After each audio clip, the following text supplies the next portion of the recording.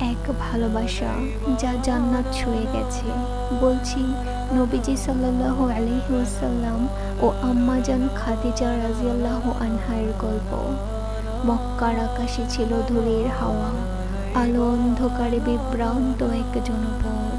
কিন্তু সেই আধারের ভেতরেই জ্বলছিল এক দীপ্তি, এক নারী, এক আলোকবর্তিকা, খাদিজা বিনতে খুয়াইলিদ রাদিয়াল্লাহু আনহা। তাকে বলা হতো আত-তাহিরা, অর্থাৎ বিশুদ্ধ নারী। তিনি ছিলেন ধনী, সম্মানিত, কিন্তু তার চরিত্র ছিল ধন সম্পদের চেয়েও বহু গুণ উঁচু। আর সেই বিশুদ্ধ নারীর হৃদয়ে জায়গা করে নিয়েছিলেন একজন যুবক, যার নাম ছিল মুহাম্মদ ইবনে আবদুল্লাহ সাল্লাল্লাহু আলাইহি ওয়াসাল্লাম।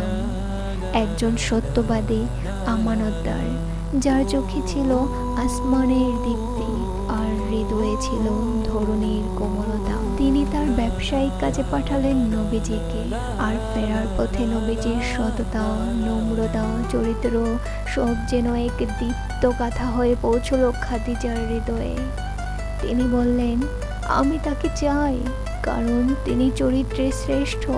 তিনি আমার সম্পদের জন্য নন, আমি তাকে চাই আমার আত্মার কাছে।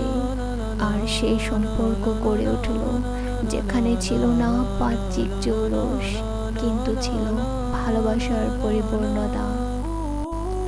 খাদিজা রাদিয়াল্লাহু আনহা শুধু নবীজির স্ত্রী ছিলেন না, তিনি ছিলেন তার প্রথম প্রেমিকা, প্রথম আশ্রয় আর প্রথম ঈমানদার।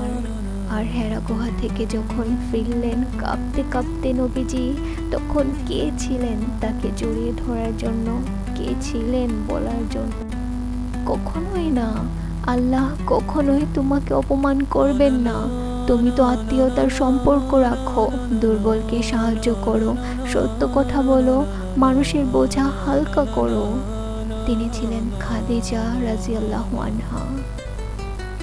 আর মৃত্যুর বহু বছর পরও নবীজি কাঁদতেন তার কথা মনে করে, তার বান্ধবীদের আপ্যায়ন করতেন, তার নামে ভালোবাসা প্রকাশ করতেন।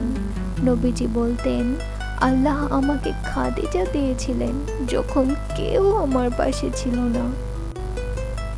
এই ছিল এক জান্নাতি প্রেমের গল্প, এক ভালোবাসা যা শুরু হয়েছিল দুনিয়াতে, কিন্তু ছুঁয়ে গিয়েছিল আসমানকে।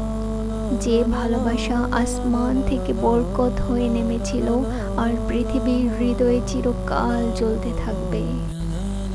মুহাম্মদ সাল্লাল্লাহু আলাইহি ওয়াসাল্লাম ও খাদিজা রাদিয়াল্লাহু আনহা এক চিরন্তন প্রেমের ইতিহাস।